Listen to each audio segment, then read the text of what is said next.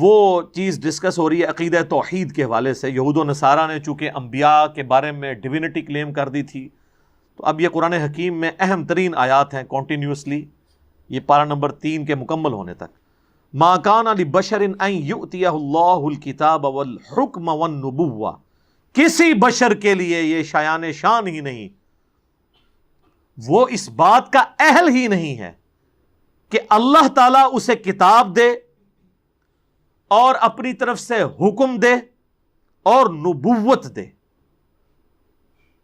ثم یقول للناس کونوا عبادا لی من دون اللہ، اور پھر وہ پیغمبر لوگوں سے یہ کہنا شروع کر دے کہ لوگوں اللہ کے ساتھ مجھے بھی پوجنا شروع کر دو.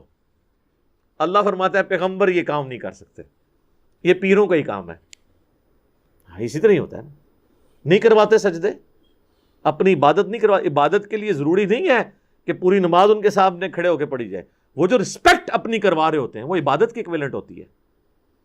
اونچا سانس نہیں کوئی لے سکتا، سوال نہیں پوچھ سکتا، ان کے سامنے کھڑے رہتے ہیں، جس وقت تک وہ بیٹھ نہ جائے وہ بیٹھتے نہیں ہیں ڈر کے مارے، کمر نہیں کرتے ان کی طرف، مر جائیں تو قبر کی طرف پیٹ نہیں کرتے.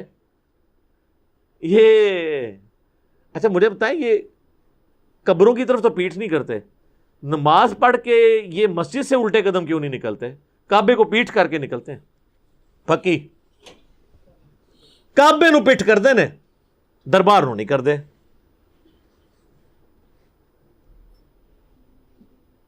فرق دیکھا آپ نے؟ اور ویسے خانہ کعبے کے وہ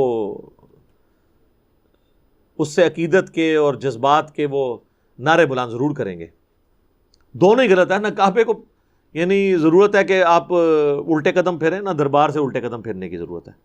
تو اللہ تعالیٰ فرما رہا ہے کہ کبھی نہیں ایسا ہوا کہ کسی انسان کو ہم نبوت دیں، حکم دیں اپنی طرف سے، اور ہم اسے کتاب عطا کریں اور وہ لوگوں کو دعوت دیتے ہوئے اپنا بھی معاملہ بیچ میں داخل کر دے کہ بھئی اللہ کی تو عبادت ہے ہی ہے، میں نے دیکھو اللہ کا تعارف کروایا تو میری بھی عبادت کرو. نہ، ایسے نہیں ہو سکتا.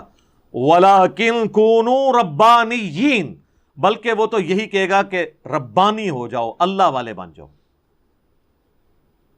پیغمبر کیا کہے گا؟ اللہ والے بن جاؤ. بِمَا كُنتُمْ تُعَلِّمُونَ الْكِتَابَ وَبِمَا كُنتُمْ تَدْرُسُونَ، اس لیے کہ تم دوسروں کو تعلیم دیتے رہتے ہو کتاب کی، اور بوجہ اس کے کہ تم خود بھی اس سے پڑھتے ہو.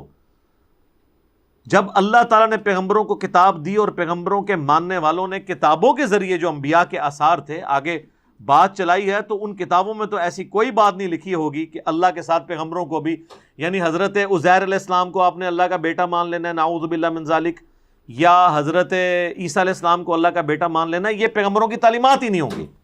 Not at all.